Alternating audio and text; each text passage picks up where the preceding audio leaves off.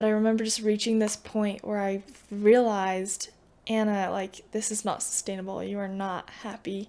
Like, my period stopped, and so I was like, this isn't going to be sustainable for my long-term goals of wanting to have a family. Like, this doesn't make sense to keep doing this and keep creating this pain.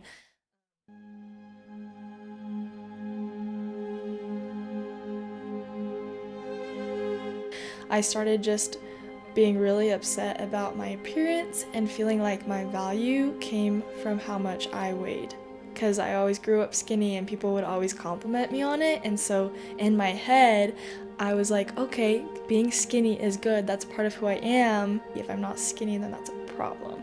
And so when I went to college, I just worked really hard to make sure that I was healthy and I was able to lose weight, but instead of focusing on health, I'd focused on creating food rules for myself, which ultimately backfired. When she came home one time, I remember being shocked at how thin she was, and I said, "What is going on?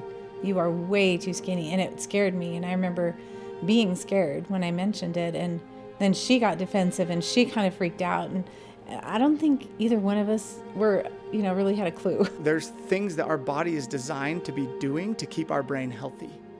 And today's technology actually creates an environment where we're not doing as much of those things. And so we're already creating a deficit in how our brain can be active and healthy. I finally realized, slowly that I needed help.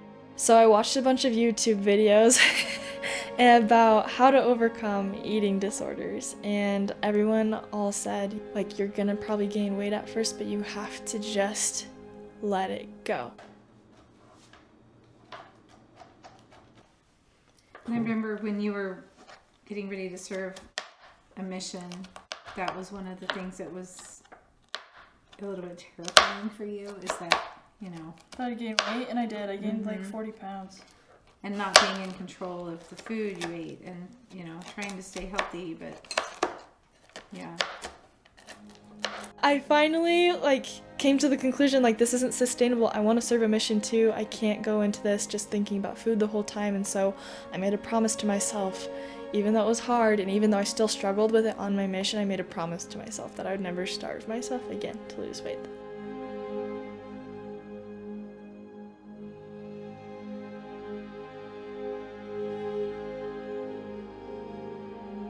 Whether it's social media or video games or just entertainment in general, they're just being soothed by that. They're on them way more than they want to be, and they're not really functioning in life the way they want to be, and they're finding a really hard time to pull away from that. On my mission, I felt like everything about my identity and who I wanted to be was falling apart or was not there. I often felt like I was disappointing God, even though I was truly doing the best that I knew how. And it felt like God didn't love me. I even got to this point where I was praying to know if I should go home because I was struggling really bad with depression. I remember I was serving in the visitor center, right? And I would go into this one stall in the bathroom every other day because we were only there every other day. And I would cry in that same stall every other day.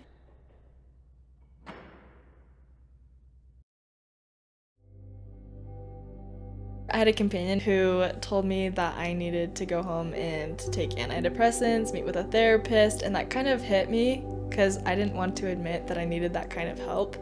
But it really encouraged me to do something, to take action on my mental health because of how much of an issue she made it up to be. For me personally, I was on my own weight loss journey, right? And my health journey. And so I'm like, oh yeah, it was probably me because I was so focused on it and so specific and so strict. The first time that I met Anna, she was someone who was kind of showed confidence on the outside, but you could see behind it. Parents always wonder what it is that they did wrong to make a child do something, I think we all think that.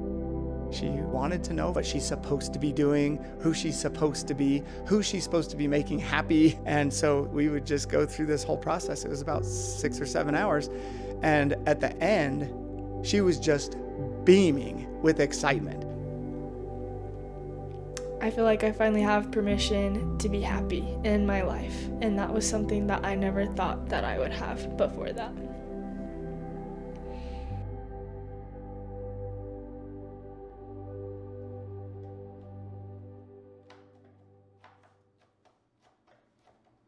I just felt like I was out of control and I needed to have things perfectly lined up to be in control, which means you really don't have much control because you need to be able to control your emotions first, which means letting go. Oh, that was really profound. Thank you. I got it from you. What? Yeah. I'm so smart.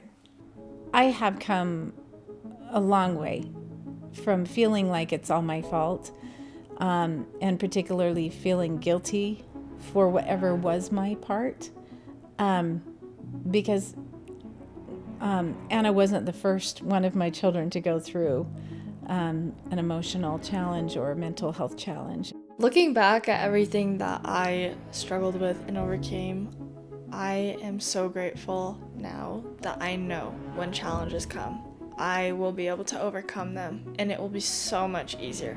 I think we were all just doing the best we can with what we know. Challenges that I've gone through since then, yeah, they've been hard, but they've been so much more fulfilling, and I've had so much more confidence that they were something that I could overcome. I think maybe her journey was helpful for me to learn from as much as it is from her, for her to learn from. I am Anna Wilden. I'm a life coach. I'm a failure, and I love it, and I am a riser.